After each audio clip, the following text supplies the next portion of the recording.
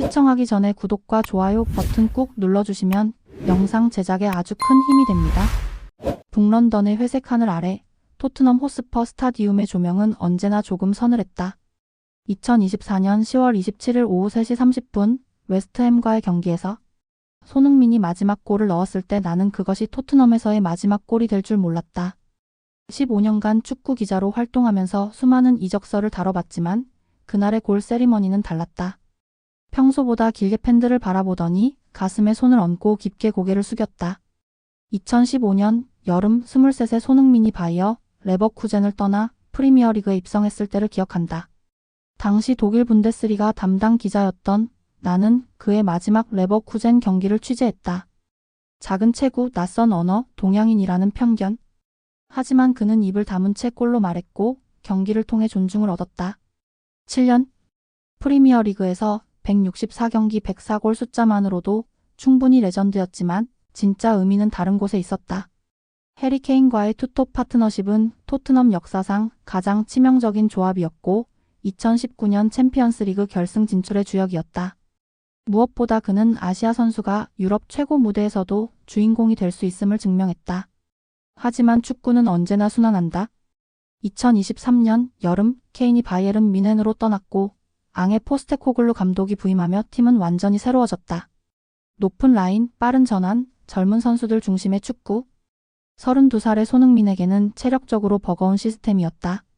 그 변화의 신호를 가장 먼저 포착한 건 나였다. 2024년 9월 토트넘 훈련장에서 만난 한 구단 관계자가 귀띔해준 말이 결정적이었다. 손흥민이 에이전트와 자주 만나고 있어요? 계약 연장 논의가 아니라 다른 얘기를 하는 것 같던데? 그로부터 2달 후인 11월 15일 오전 10시 30분 GMT 나는 LAFC 공식 발표를 실시간으로 지켜봤다. 손흥민의 3년 계약, 연봉 2,500만 달러, 그리고 아시아 마케팅 수익의 30% 분배 발표 직후 3시간 만에 LAFC 공식 계정 팔로워는 50만 명 증가했고 손흥민 유니폼 사전 주문은 10만 벌을 돌파했다. 하지만 숫자보다 중요한 건 타이밍이었다. 왜 지금? 왜 미국? 왜 MLS? 15년간 축구계를 지켜본 내 직감으로는 이건 단순한 이적이 아니었다. 2026년 북미 월드컵, 급성장하는 MLS, 그리고 무엇보다 아시아 축구 시장의 폭발적 성장. 손흥민은 이 모든 퍼즐을 한 번에 맞춘 것이었다. 그가 유럽을 떠난 게 아니라 아시아 축구의 다음 지형도를 그리기 시작한 것이었다. 지금껏 유럽에서 쌓아온 모든 자산을 바탕으로 그는 축구를 넘어선 글로벌 플랫폼이 되려 하고 있었다. 선수에서 브랜드로, 개인에서 아시아 스포츠 전체의 상징으로. 그날 밤 토트넘 팬들의 반응을 취재하던 중 한 팬이 내게 던진 질문이 아직도 머릿속을 맴돈다. 손흥민이 정말 우리를 떠나는 건가요? 아니면 더 큰 무언가를 시작하는 건가요? 나는 그 답을 찾기 위해 LA로 향했다. 그리고 그곳에서 목격한 것은 축구 역사상 가장 야심찬 실험이 막 시작되고 있다는 것이었다. 손흥민 영입 발표 후 사흘째 되는 날이었는데 공항 면세점에서조차 LAFC 유니폼을 입은 사람들을 볼 수 있었다. 이것은 단순한 스타 영입의 여파가 아니었다. 손흥민이 다음 행선지로 LA를 택했다는 소식이 처음 들려왔을 때 솔직히 나는 의심했다. 2023-24 시즌 프리미어리그에서 17골을 넣은 선수가 첼시의 5년 1억 파운드 제안도, 사우디 알힐랄의 연봉 5천만 파운드 오퍼도 거절하고 MLS를 선택했다는 게 믿기지 않았다.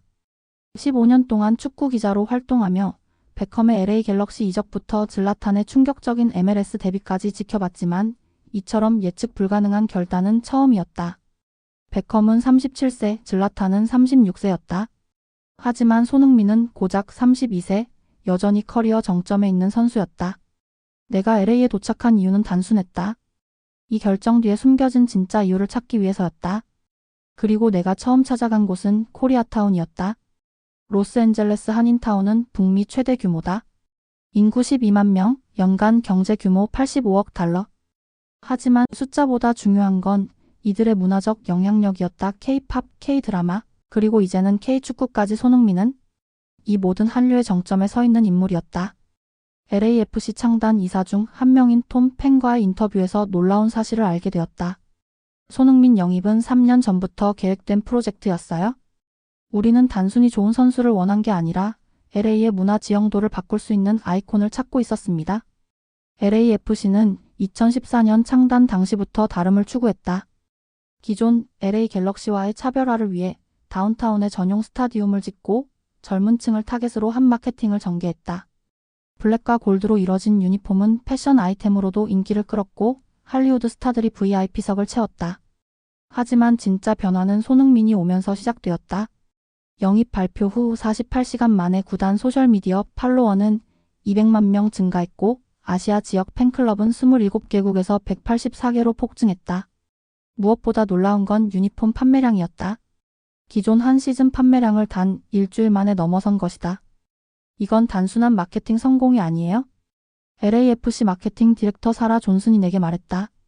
손흥민은 우리 구단이 꿈꿔왔던 글로벌 브랜드로의 전환점이 되어줬어요.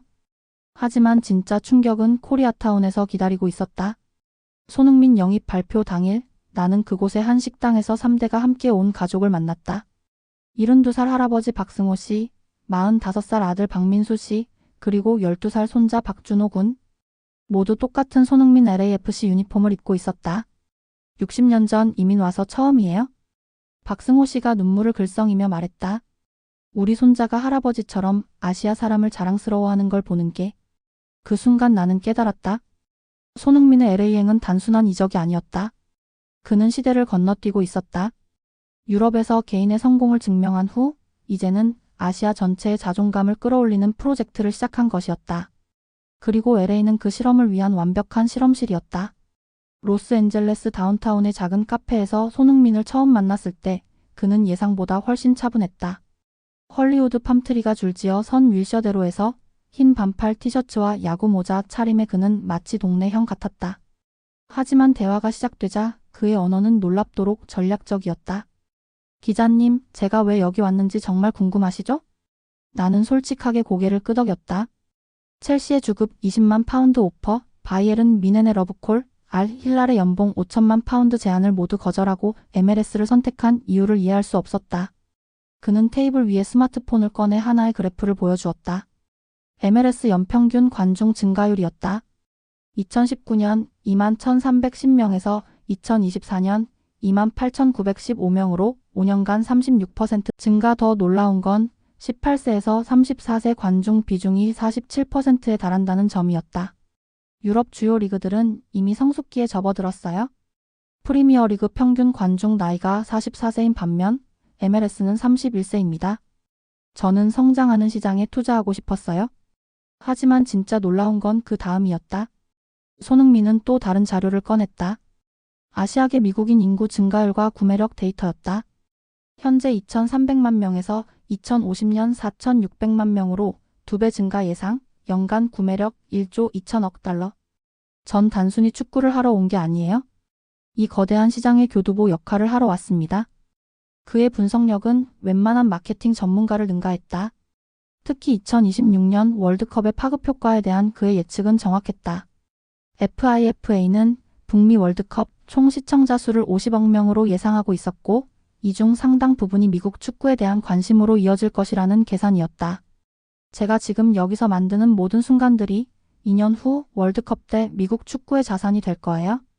그리고 그 자산의 중심에 아시아 팬들이 있을 겁니다. LAFC와의 계약 조건도 그의 치밀한 계산이 반영된 결과였다. 연봉 2,500만 달러는 MLS 역사상 최고액이었지만 진짜 핵심은 따로 있었다. 아시아 마케팅 수익의 30% 분배, 개인 스폰서십 자유도, 그리고 은퇴 후 구단 지분 참여 옵션까지. MLS의 지정선수 제도는 단순히 높은 연봉을 보장하는 게 아니에요. 선수 개인의 브랜드 가치를 최대한 활용할 수 있게 해줍니다. 유럽에서는 불가능한 구조죠. 그러던 중 그가 들려준 한 일화는 충격적이었다. LAFC 영입 제안을 받기 3개월 전 그는 이미 LA를 비밀리에 방문했다고 했다. 코리아타운, 리틀 도쿄, 차이나타운을 돌아다니며 직접 시장 조사를 한 것이다. 할리우드대로에서 제 유니폼을 입은 아이들을 봤어요? 근데 그 아이들이 제가 누군지 몰랐을 때 확신했습니다. 여기는 아직 시작도 안 한 시장이구나. 로스앤젤레스라는 도시 자체도 그의 선택에 결정적이었다. 글로벌 엔터테인먼트의 중심지에서 스포츠와 문화의 융합을 시도할 수 있는 곳. 넷플릭스, 유튜브, 인스타그램의 본사가 모두 캘리포니아에 있다는 점도 간과할 수 없었다. 이제는 선수로서의 은퇴 후까지 생각해야 하는 나이가 되었어요. LA에서라면 축구 이후의 제 인생도 함께 설계할 수 있습니다. 인터뷰 말미에 그는 의미심장한 말을 남겼다. 제가 여기서 성공한다면 다음 세대 아시아 선수들에게는 유럽만이 최고가 아니라는 걸 보여줄 수 있어요. 미국도 충분히 매력적인 선택지라는 것을. 카페를 나서면서 나는 깨달았다. 손흥민이 이적한 곳은 미국이 아니었다. 그는 지금 미래로 이주하고 있었다. 그리고 그 미래에서는 아시아와 미국, 스포츠와 엔터테인먼트의 경계가 사라지고 있었다. 하지만 과연 LAFC는 손흥민의 이 거대한 비전을 감당할 수 있을까? 그 답은 구단의 전략에 달려 있었다. LAFC 본사 22층 회의실에 들어서자마자 나는 그들의 각오를 느낄 수 있었다. 벽면에 걸린 손흥민의 유니폼 옆으로 아시아 지도에 빨간 핀들이 빼곡히 박혀 있었다. 서울, 도쿄, 베이징, 방콕, 자카르타. 27개 도시였다. 레리 버그 구단주는 내게 차를 권하며 의미심장한 미소를 지었다. 3년 전부터 준비해온 프로젝트가 드디어 시작됩니다. 우리가 기다린 마지막 퍼즐 조각이 맞춰졌어요. 그의 책상 위에는 두꺼운 보고서가 놓여 있었다. 표지에는 프로젝트 라이징 선, LAFC 에이저 스트래터지 2025-2030이라고 적혀 있었다. 손흥민 영입은 단순한 선수 영입이 아니라 5개년 아시아 진출 계획의 핵심이었던 것이다. 마케팅 디렉터 사라 존슨이 노트북을 열며 놀라운 수치들을 보여주기 시작했다. 영입 발표 후 72시간 데이터입니다. 구단 공식 계정 팔로워 250만 증가, 유튜브 조회수 1500만 돌파, 그리고 그녀가 잠시 말을 멈추고 화면을 넘겼다. 유니폼 사전 주문 15만 벌. 이건 우리 구단 10년 역사상 최고 기록입니다. 하지만 진짜 놀라운 건 지역별 분석이었다. 북미 지역 주문은 평소와 비슷했지만 아시아 지역은 폭발적이었다. 한국에서 4만 벌, 일본 3만 벌, 중국 5만 벌, 동남아시아 3만 벌. 단 3일 만에 아시아에서만 15만 벌이 팔린 것이다. 손흥민 선수의 소셜미디어 팔로워 2,400만 명 중 65%가 아시아 팬들입니다. 이들이 이제 LAFC의 잠재 고객이 된 거죠? LAFC의 전략은 단순히 아시아 팬들을 끌어오는 게 아니었다. 그들은 손흥민을 중심으로 한 완전히 새로운 비즈니스 모델을 구축하고 있었다. 재무 담당 부사장 톰 리가 구체적인 숫자를 제시했다. 손흥민 선수 계약에 들어간 총 비용은 3년간 1억 2천만 달러입니다. 연봉, 사이닝 보너스, 마케팅 비용까지 모두 포함해서요? 엄청난 금액이었다. 하지만 그들의 투자 회수 계획은 더 놀라웠다. 첫 해 예상 유니폼 판매 2천만, 스폰서십 증가분 3천만, 중계권 상승분 2천만, 티켓 및 관련 상품 1천만 달러로 계산했습니다. 특히 중계권 부분에서 혁신적인 변화가 일어나고 있었다. 기존에는 북미 중심이었던 LAFC 중계권이 아시아 전역으로 확산되었다. 한국의 KBS, 일본의 NHK, 중국의 텐센트 스포츠까지 모두가 LAFC 경기 중계권을 원했다. 아시아 지역 중계권 수익이 작년 대비 400% 증가했습니다. 이건 손흥민 효과 외에는 설명이 안 되는 수치예요. 하지만 가장 흥미로운 건 경쟁팀들의 반응이었다. 같은 LA 연고팀인 갤럭시는 질라탄 이브라이모비치 영입으로 한때 화제를 모았지만 지속적인 임팩트를 만들어내지는 못했다.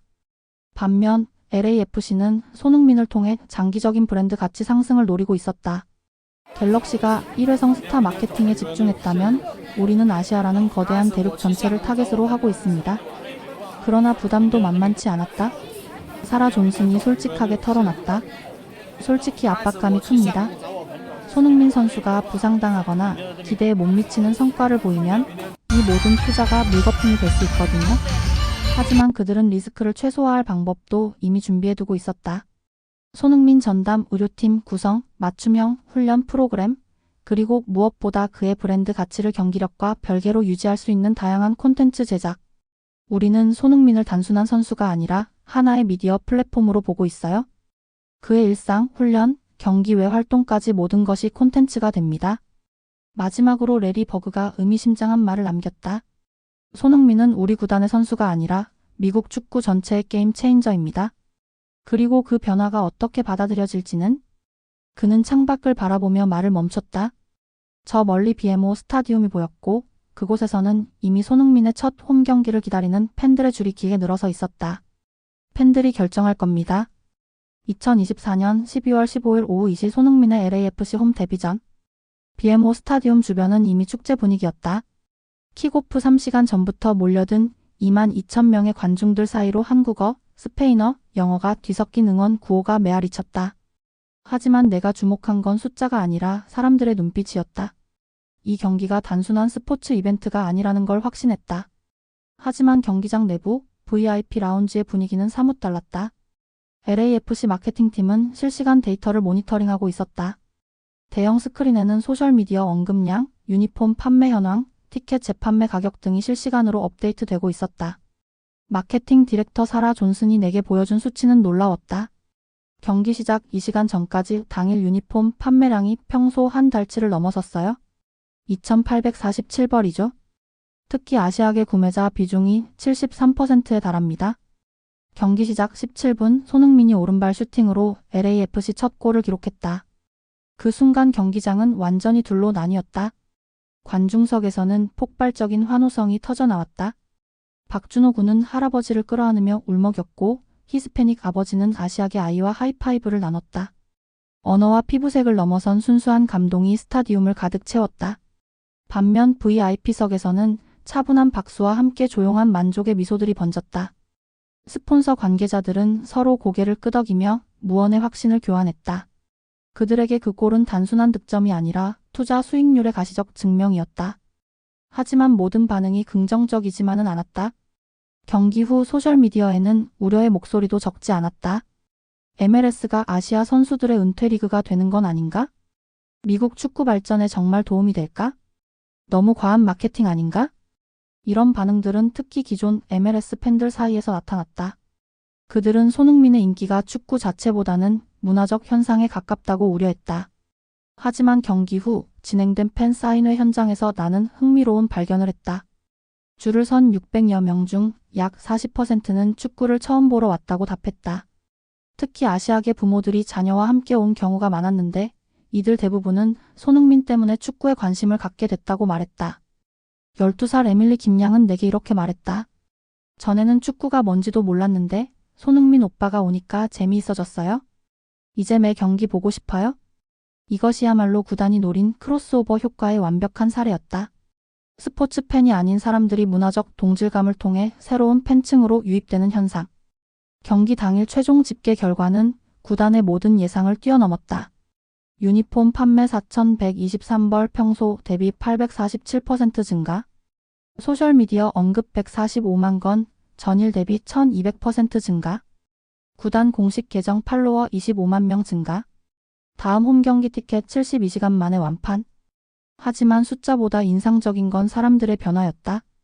경기장을 나서는 팬들의 표정에는 단순한 만족을 넘어선 무언가가 있었다.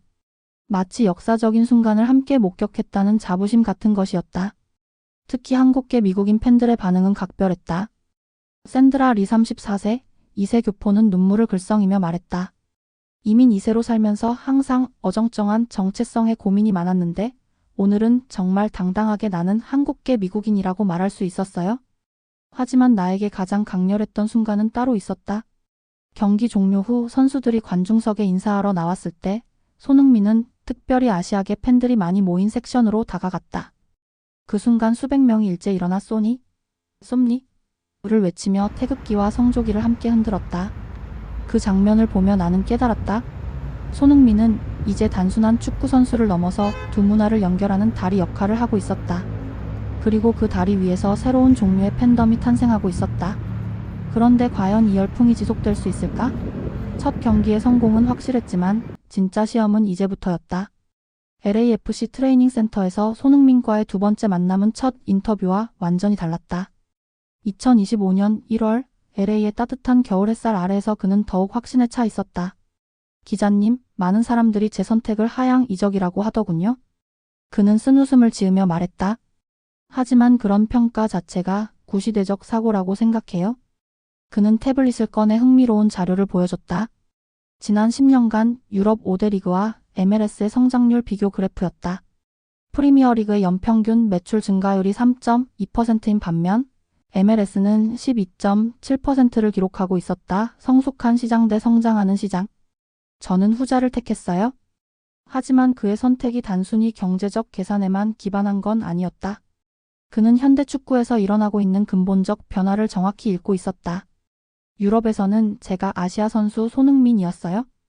아무리 잘해도 그 프레임을 벗어나기 어려웠죠. 하지만 여기서는 그냥 글로벌 스타 손흥민이에요. 실제로 그의 말에는 근거가 있었다. 영국 데일리메일의 2024년 조사에 따르면 프리미어리그에서 활동하는 아시아 선수들에 대한 기사 중 78%가 출신 국가를 먼저 언급하는 반면 미국 스포츠 미디어는 52%에 그쳤다. 차이를 느끼시나요? 손흥민이 물었다. 여기서는 제 플레이 자체에 더 집중해요. 하지만 모든 것이 순탄한 건 아니었다. MLS의 현실적 한계도 분명히 존재했다. 리그 전체 수준은 여전히 프리미어리그에 미치지 못했고 일부 구단들의 인프라는 여전히 부족했다. 솔직히 말하면 실망스러운 부분도 있어요. 그가 털어놨다. 어떤 팀들은 정말 아마추어 수준의 운영을 하고 있거든요. 하지만 LAFC는 달라요. 그는 LAFC의 트레이닝 시설을 유럽 최고 클럽들과 비교해 보여줬다. 맨체스터 시티의 시티 풋볼 아카데미, 레알 마드리드의 발데베바스와 어깨를 나란히 할 수준이었다. 특히 데이터 분석과 선수 케어 시스템은 오히려 더 앞서 있었다. 토트넘에서는 의료진이 5명이었는데 여기는 12명이에요. 물리치료사만 4명이죠. 무엇보다 그를 놀라게 한 건 미국 축구 팬들의 소비 패턴이었다. 유럽처럼 지역 기반의 충성도보다는 개별 선수에 대한 관심이 훨씬 높았다. 제 인스타그램 팔로워가 미국 오기 전 1,800만이었는데 지금은 2,400만이에요. 6개월 만에 600만이 늘었죠. 이 중 80%가 미국과 아시아 팬들이에요. 그는 또 다른 흥미로운 데이터를 제시했다. 자신의 경기 하이라이트 영상 조회수 분석이었다. 토트넘 시절에는 골 영상이 평균 100만 뷰를 기록했지만 LAFC에서는 300만 뷰를 넘나들고 있었다. 이게 바로 새로운 시장의 힘이에요. 포화된 유럽 시장에서는 불가능한 성장이죠. 하지만 그에게 가장 중요한 건 축구 외적인 영향력이었다. LA에서 그는 단순한 선수를 넘어 문화 아이콘으로 자리 잡고 있었다. 할리우드 배우들이 제게 먼저 인사를 해요. 그가 웃으며 말했다. 작년까지만 해도 상상도 못한 일이죠. 실제로 그는 넷플릭스 다큐멘터리 출연 제안, 아마존 프라임의 리얼리티 쇼 섭외, 심지어 할리우드 영화 카메오 출연 요청까지 받고 있었다. 축구 선수로서 은퇴한 후의 삶을 생각하면 이런 기회들은 런던에서는 절대 얻을 수 없는 것들이에요. 그러던 중 그가 들려준 한 일화는 인상적이었다. 지난달 리버풀의 클롭 감독이 개인적으로 연락해 MLS에 대해 물어봤다는 것이다. 클롭 감독이 은퇴 후 미국에서 활동할 가능성을 타진하더군요. 유럽의 전설들도 이제 미국을 주목하고 있어요. 그는 잠시 말을 멈추고 창밖을 바라봤다. 저 멀리 할리우드 사인이 희미하게 보였다. 10년 후에는 미국이 축구의 새로운 중심지 중 하나가 될 거예요. 2026년 월드컵이 그 시작점이 될 거고요. 저는 그 변화의 첫 번째 주자가 되고 싶었어요. 그의 예측에는 근거가 있었다. FIFA의 자료에 따르면 2030년까지 북미 지역 축구 관련 수익이 현재의 3배로 증가할 것으로 예상되고 있었다. 유럽은 이미 완성된 시장이에요. 성장의 여지가 제한적이죠. 하지만 미국은 아직 시작 단계예요. 인터뷰 말미에 나는 그에게 마지막 질문을 던졌다. 그래도 토트넘에서의 7년이 그립지 않나요? 그는 잠시 생각에 잠겼다가 대답했다. 그립긴 해요. 하지만 그리움에 머물러 있을 수는 없죠. 지금 제가 하고 있는 일이 미래 아시아 선수들에게는 새로운 가능성을 열어주는 거니까요. 그는 마지막으로 이런 말을 남겼다. 저는 유럽을 떠난 게 아니에요. 유럽이 언젠가 따라올 길을 먼저 걷고 있는 거죠. 그 순간 나는 깨달았다. 손흥민은 단순한 이적을 한 게 아니었다. 그는 축구의 미래를 선점하고 있었다. 그리고 그 미래에서는 지역의 경계보다 개인의 브랜드가 전통보다 혁신이 더 중요한 가치가 되고 있었다. 하지만 이 모든 변화의 시작점에는 여전히 하나의 작별이 있었다. 토트넘과의 7년 그 긴 여정의 마무리 말이다. 2024년 5월 19일 토트넘 호스퍼 스타디움의 마지막 홈 경기. 셰필드 유나이티드를 상대로 한 시즌 최종전이었지만 나에게는 손흥민의 작별 무대로 더 기억될 것 같았다. 경기 시작 2시간 전부터 스타디움 주변은 평소와 다른 분위기였다. 팬들이 들고 온 플래카드에는 생크 유선이와 Forever Our Asian King이라는 문구가 적혀 있었다. 하지만 이 작별이 갑작스럽게 결정된 건 아니었다. 사실 양쪽 모두 이미 6개월 전부터 이별을 예감하고 있었다. 2023년 여름 해리케인이 바이에른 뮌헨으로 떠난 후 토트넘은 명확한 전환점에 서 있었다. 앙해 포스테코글루 감독의 부임과 함께 팀은 완전히 새로운 철학을 추구하기 시작했다. 높은 라인, 빠른 패싱, 끊임없는 압박. 매력적인 축구였지만 32세의 손흥민에게는 체력적으로 부담스러운 시스템이었다. 솔직히 말하면 포스테코글루 감독의 축구는 정말 아름다워요? 시즌 중반 한 인터뷰에서 손흥민이 털어놨던 말이다. 하지만 제가 그 시스템에서 90분 내내 최고의 퍼포먼스를 보장할 수 있는지는 확신이 서지 않아요? 구단 차원에서도 변화는 불가피했다. 다니엘 레비 회장은 재정 건전성을 최우선 과제로 삼고 있었고 파비오 파라티치 스포르팅 디렉터는 젊은 선수들을 중심으로 한 장기 프로젝트를 계획하고 있었다. 손흥민의 주급 20만 파운드는 이런 계획에 부담이 될 수밖에 없었다. 하지만 놀라웠던 건 이별 과정에서 보여준 양측의 성숙함이었다. 2024년 1월 손흥민의 에이전트 손흥윤 씨가 구단에 첫 미팅을 요청했을 때 토트넘 측은 즉시 응했다. 그리고 그 자리에서 나온 건 계약 연장 논의가 아니라 존중하는 이별에 대한 대화였다. 토트넘은 손흥민 선수의 새로운 도전을 막을 생각이 전혀 없습니다. 파비오 파라티치가 당신에게 밝힌 입장이었다. 그는 이미 우리 클럽 역사에 길이 남을 업적을 남겼어요. 이제는 그의 다음 꿈을 응원할 차례죠. 팬들의 반응도 예상보다 우호적이었다. 물론 실망감을 표하는 목소리도 있었지만 대부분은 이해와 응원의 메시지를 보냈다. 토트넘 팬 포럼 COISCOM이 안 뉴스퍼즈에는 이런 글들이 올라왔다. 7년간 우리에게 모든 걸 바친 선수에게 이제 우리가 자유를 줄 때가 됐다. 손흥민 없는 토트넘은 상상하기 어렵지만 그가 새로운 곳에서 행복해하는 모습을 보고 싶다. 특히 인상적이었던 건 온라인 팬 커뮤니티의 자발적인 움직임이었다. 선희 서포터즈 클러브이라는 그룹이 만들어져 손흥민의 LAFC 경기를 함께 시청하는 모임을 계획했다. 심지어 일부 팬들은 나는 토트넘 팬이지만 이제 LAFC도 응원한다는 배지를 제작하기도 했다. 마지막 홈 경기 당일 분위기는 장례식이 아니라 졸업식에 가까웠다. 경기 시작 전 세레모니에서 다니엘 레비 회장은 손흥민에게 특별 제작된 기념품을 전달했다. 7년간의 모든 골 장면이 새겨진 크리스털 트로피였다. 토트넘에서 보낸 7년은 제 인생에서 가장 소중한 시간이었습니다. 손흥민이 마이크를 잡고 6만 2천 명의 관중에게 인사했다. 여러분이 있었기에 가능한 시간이었어요. 이제는 새로운 곳에서 여러분을 자랑스럽게 해드리겠습니다. 경기 자체는 3대0 승리로 끝났지만 손흥민은 골을 넣지 못했다. 하지만 그건 중요하지 않았다. 90분 내내 그는 평소보다 더 많이 뛰었고 더 적극적으로 동료들과 소통했다. 특히 후반 80분 그가 코너킥에서 헤딩으로 어시스트를 기록했을 때 관중석은 기립박수로 화답했다. 경기 종료 후 그라운드를 한 바퀴 도는 손흥민의 모습은 잊을 수 없다. 각 스탠드마다 멈춰서 인사하고 아이들에게는 유니폼을 벗어 던져주었다. 그의 얼굴에는 눈물 대신 환한 미소가 있었다. 동료들의 반응도 특별했다. 주장 완장을 넘겨받은 크리스티안 로메로는 경기 후 인터뷰에서 이렇게 말했다. 손흥민 형은 우리에게 축구 이상의 것을 가르쳐줬어요. 프로페셔널리즘, 겸손함, 그리고 팀을 사랑하는 마음. 그가 없는 토트넘을 상상하기는 어렵지만 그가 남겨준 유산은 영원할 거예요. 가장 감동적이었던 순간은 경기 후 터널로 들어가기 직전이었다. 손흥민이 잠시 멈춰서 경기장을 다시 한번 바라보았을 때 6만 2천 명의 관중이 일제히 그의 이름을 외쳤다. 선 HUNG-민? 선 HUNG-민? 그 함성은 5분간 계속되었고 그제야 손흥민의 눈가에 눈물이 맺혔다. 하지만 그는 울지 않았다. 대신 가슴에 손을 얹고 깊게 인사한 후 활짝 웃으며 터널로 사라지다. 경기 후 기자회견에서 앙해 포스테코글루 감독이 남긴 말이 인상적이었다. 손흥민은 토트넘 역사상 가장 위대한 선수 중 한 명입니다. 하지만 더 중요한 건 그가 가장 좋은 사람 중 한 명이라는 거죠. 그래서 이 이별이 슬프지만 아름다운 거예요. 토트넘과 손흥민의 작별은 예정된 수순이었다.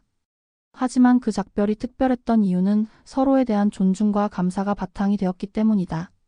그리고 그런 아름다운 이별이 있었기에 이제 손흥민의 새로운 도전이 더욱 의미 있게 다가왔다. 7년의 토트넘 생활은 끝났지만 진짜 이야기는 이제 시작이었다. 2025년 11월 손흥민의 LAFC 첫 시즌이 막을 내렸다. 통계만 보면 화려했다. 28경기 21골 12도움, 서부 컨퍼런스 우승, MLS 올해의 선수상 수상. 하지만 15년간 축구 기자로 활동하며 수많은 스타를 지켜본 내게는 진짜 기록이 따로 있다는 걸 알고 있었다. 시즌 마지막 홈 경기를 취재하고 돌아가는 길, 나는 한인타운에서 택시를 탔다. 운전기사는 69살의 박창수 씨였다. 그는 내가 손흥민 경기를 보고 왔다고 하자 갑자기 말문이 트였다. 기자님, 저희 손자가 올해 축구부에 들어갔어요? 작년까지는 게임만 하던 애가요? 그의 목소리에는 자부심이 가득했다. 손흥민이 여기 온 후로 우리 동네 애들이 다 축구에 미쳤어요?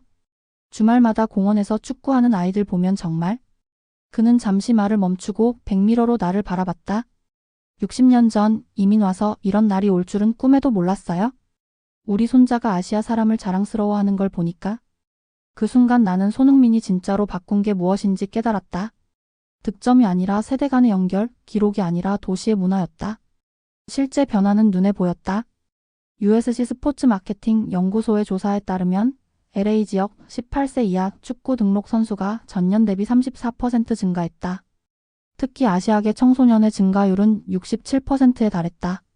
한때 농구 유니폼이 대세였던 코리아타운과 리틀 도쿄 거리에서는 이제 손흥민 7번 저지를 입은 아이들을 흔히 볼 수 있었다.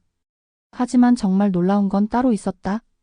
LA시 교육청 자료에 따르면 손흥민 영입 후 아시아계 학생들의 축구 관련 영어 어휘 습득률이 23% 향상되었다. 축구를 통해 언어 장벽을 뛰어넘는 새로운 통합이 일어나고 있었던 것이다. 시즌 종료 후 손흥민과 가진 마지막 인터뷰에서 그는 수치보다는 사람에 대해 이야기했다. 골수나 어시스트보다 더 뿌듯한 건 사람들이 축구를 통해 연결되는 걸 보는 거예요.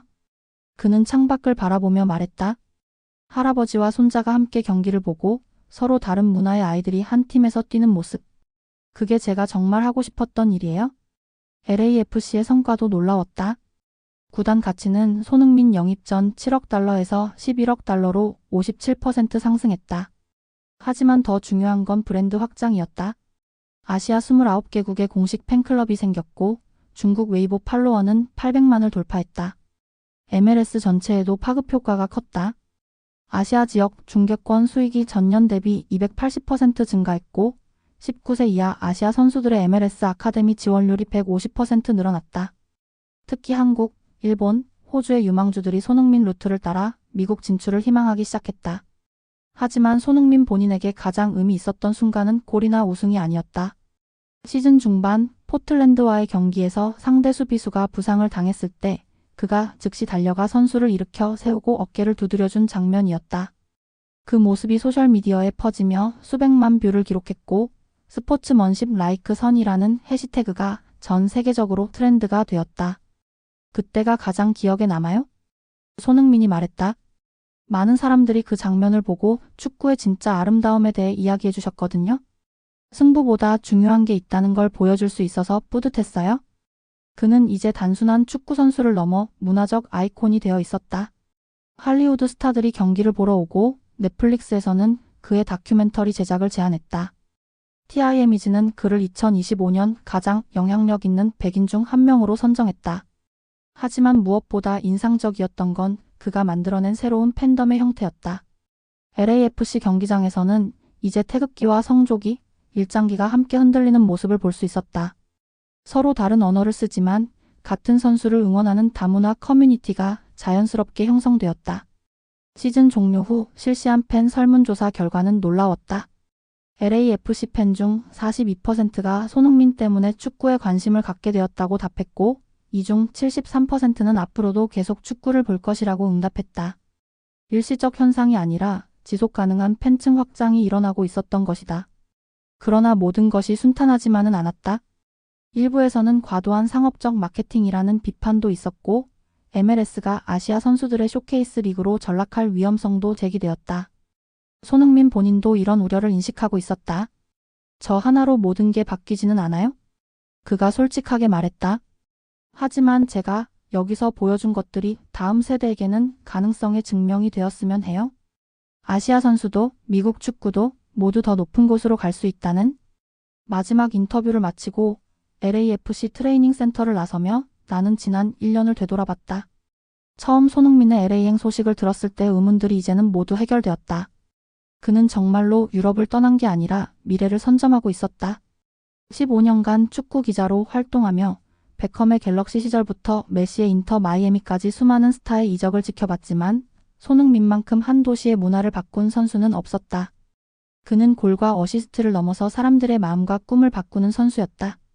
LA는 손흥민에게 또 하나의 챔피언스 리그였고 그는 여기서도 자신만의 방식으로 우승하고 있었다. 트로피가 아니라 사람들의 기억 속에, 숫자가 아니라 다음 세대의 꿈 속에 영원히 남을 승리를 말이다. 그리고 이 모든 이야기는 정말로 이제 막 시작된 것일지도 모른다.